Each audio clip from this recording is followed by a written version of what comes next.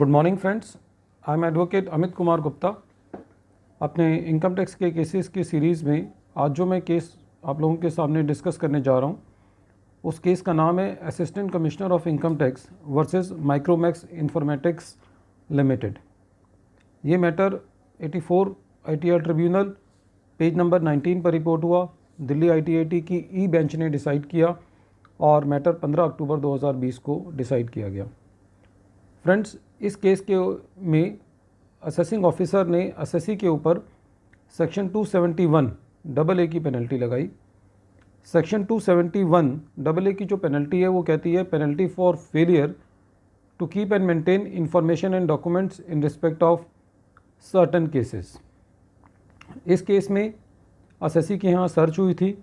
और सर्च के दौरान ये पाया गया कि असेसी ने इंटरनेशनल ट्रांजैक्शंस के रिस्पेक्ट में ट्रांजैक्शंस को ठीक तरीके से रिपोर्ट नहीं किया है, सही तरीके से बुक्स ऑफ अकाउंट्स जो हैं वो मेंटेन नहीं किए हैं। बाद में इस केस में स्पेशल ऑडिटर भी अपॉइंट किया गया और स्पेशल ऑडिटर ने भी अपनी ये फाइंडिंग्स दी कि असेसी ने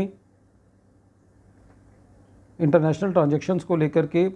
ट्रांजैक्शंस को अपनी बुक्स में प्रॉपर तरीके से रिकॉर्ड नहीं किया है और ड्यूरिंग द असेसमेंट प्रोसीडिंग्स जो ऑडिट रिपोर्ट होती है इंटरनेशनल ट्रांजैक्शंस के केस में फॉर्म 3CEB जो है वो फाइल किया, जो कि एसएससी ने eight the time of filing of the return जो है वो सबमिट नहीं किया था। तो इस केस में असेसिंग ऑफिसर ने स्पेशल ऑडिटर के रिपोर्ट के बेसिस पर और सर्च एंड सीजर की जो उसके पास इंफॉर्मेशन थी उसके बेसिस पर कि एसएससी ने proper books of accounts international transaction के रिस्पेक्ट में मेंटेन नहीं किए हैं, सेक्शन 271 AA की पेनल्टी जो है वो एसएससी के ऊपर इम्पोज कर दिया। बाद में मैटर CIT अपील्स आपके पास गया। CIT अपील ने पाया कि एसएससी ने जो फॉर्म 3CEB की ऑडिट रिपोर्ट है वो असेसमेंट के दौरान जो है वो दाखिल कर दिया था, सबमिट कर दिया था और बाद में रिकॉर्ड्स को देखा तो CIT अपील ने पाया कि एसएससी ने अपनी सारी जो इंफॉर्मेशन है इंटरनेशनल ट्रांजैक्शंस को लेकर के वो सब बुक्स में एंटर किया है और ये कहते हुए CIT अपील ने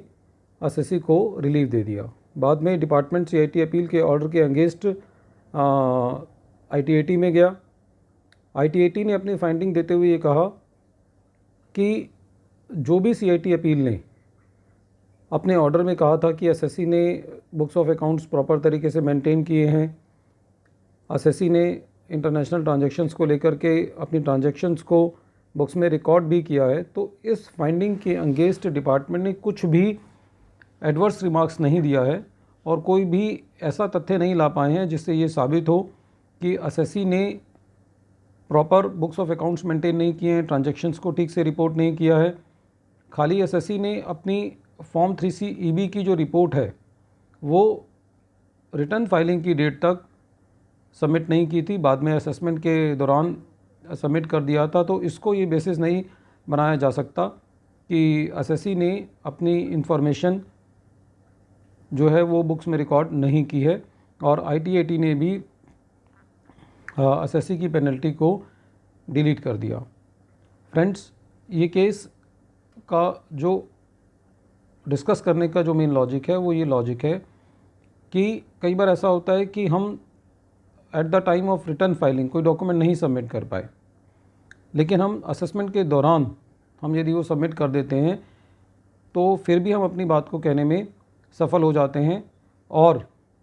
सपोज़ करो असेसमेंट के दौरान भी हम यदि कोई बात रिकॉर्ड पे नहीं ला पाए तो CIT अपील भी एक ऐसा प्लेटफॉर्म होता है जहाँ पे हम एडिशनल एविडेंस के बतौर जो है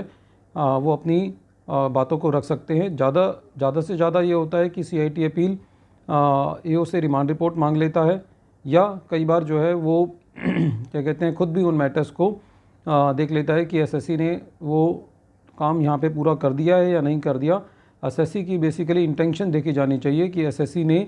कि इंटेंशन तो कहीं टैक्स चोरी की नहीं है। यदि उसने कोई चीज़ at the time of return filing नहीं दी है और असेसमेंट के दौरान भी दे दी है तो खाली इस चीज़ के बेसिस पर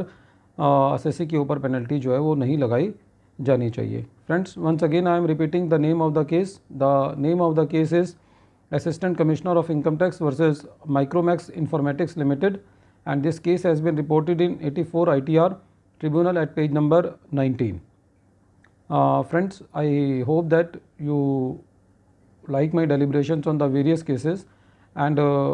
if you feel that these cases are important for you, then you can subscribe my channel so that you may receive the future notifications for my new videos. Thank you, friends.